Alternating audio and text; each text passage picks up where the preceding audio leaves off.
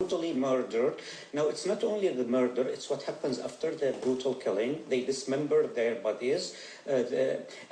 Even a family kin of mine, a relation to me, okay, he was not only shot, but he was divided into 3 pieces and his core was sent to his wife. 3 pieces.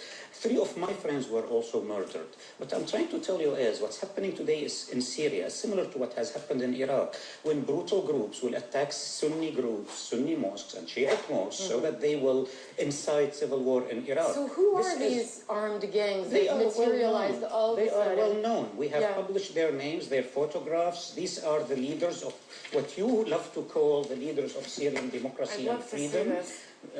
Here are they. The first one is the Islamic Emir of Hamas. The third one is the leader of the freedom and democracy movement in Syria. Ayman al-Zawahiri, the leader of Al-Qaeda, 3 days ago gave a speech in which he emphasized 2 things. He was bragging about September 11, and he was asking the Mujahideen of the Islamic world to go and join their Syrian Mujahideen brothers to fight against the Syrian regime. You are saying that what's happening in Syria is some fundamentalist, Islamist, extremist, armed movement that is trying to destabilize the country. If you are talking about the armed groups, absolutely. If you are talking about peaceful protesters, as of day one, and let me repeat this, and I will continue repeating this till the Western media reaches a tipping point that it starts understanding this. We believe that their demands are legitimate, and we are addressing their demands in a comprehensive way. Here is my challenge to those guys who are criticizing us. Syria is implementing right now, as we speak, unprecedented political reforms. By the time, I believe by February next year, the political scene in Syria will be unparalleled across the Arab world. And here is a challenge to the United States of America. Go to your friends that you usually offer them military protection and you build military bases in their lands and ask them to follow the good example that we are going to challenge the rest of the Arab world with. One of the things you said in a radio interview a few days ago is that not a single demonstration in Syria has started from anywhere other than a mosque. Now, I was in Syria in June, as you know, and that's not true. There were demonstrations at Damascus University. It's absolutely untrue. In Aleppo University, there were demonstrations. A Sky News team filmed a demonstration in Aleppo that started nowhere near a mosque. It's untrue. Everybody knows. Why would everyone be lying? No, they are not lying. About Syria. Look, I don't understand. This is let us be respectful and reasonable. Everybody knows. Everybody inside Syria and outside Syria that religious groups have started those demonstrations from mosque. Every Friday, it is the day in which people fear for their lives in Syria. Even the clergymen in Syria are saying publicly, are condemning the fact that fanatics have changed some of the mosques, not every mosque. Not every mosque in Syria did witness a demonstration.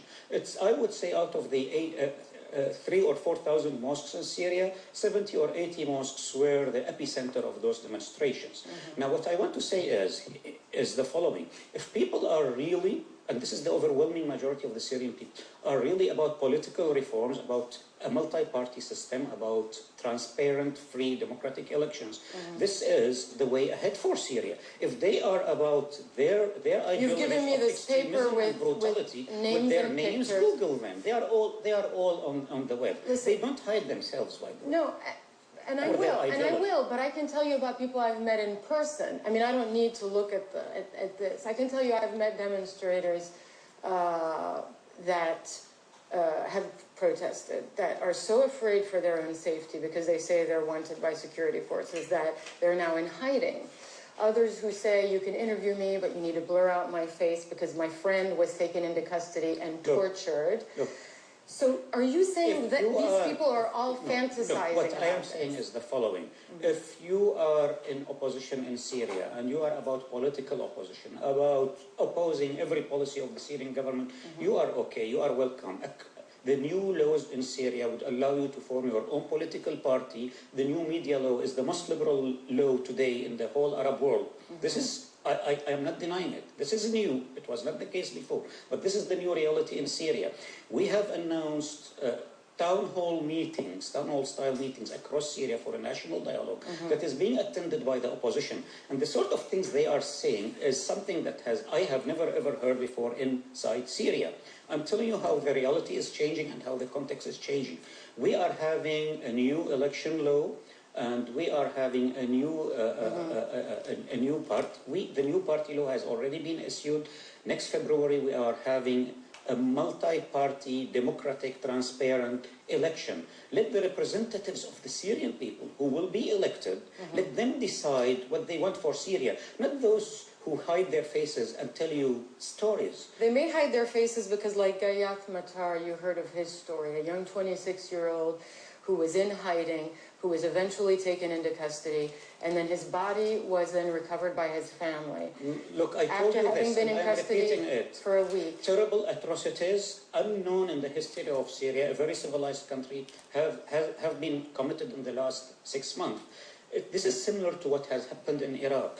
Why on hell would the Syrian security abduct a person, kill him, and then give his body dismembered and eviscerated to his family and tell them we did it? Human rights groups would say that's to intimidate others. Is that not happening Why in would Syria? we want to intimidate peaceful protesters when we are telling them, the new Syrian laws allow for peaceful demonstrations. You are allowed to have your political parties. You can express your opposition opinions on Syrian TV or everywhere you want. So this young man was you killed? can go to elections, and you believe we go and kill him? Yeah, so you're saying this young man was not killed by security forces? This man was killed by groups that want to further tarnish the image of the Syrian government because they believe this is their historically unprecedented opportunity to attack the Syrian regime and topple it for reasons that are well known to almost everybody. So you're saying there are no instances in Syria over the last 6 months where activists or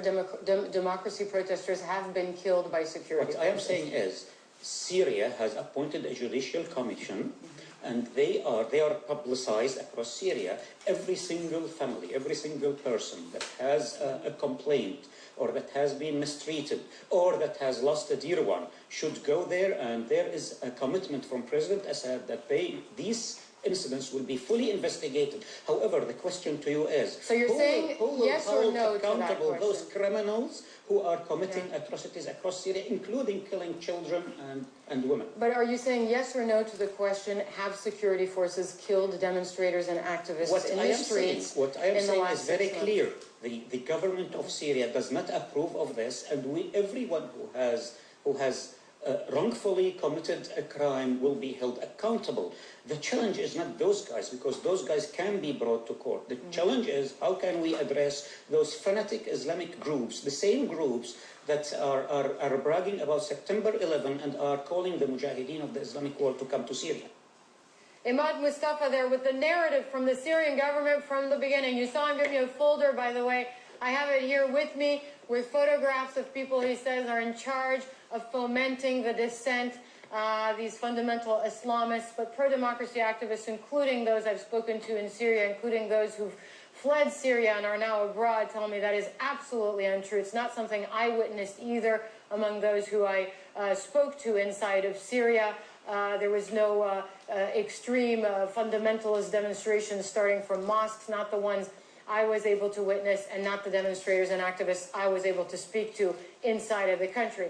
And by the way, we never got an answer as to why Syria, CNN was not allowed back into Syria. We got that week-long visa in June, but since have not been able to go back in, especially to those flashpoint cities, Hama and Homs. Even inside of Syria, we were not allowed to go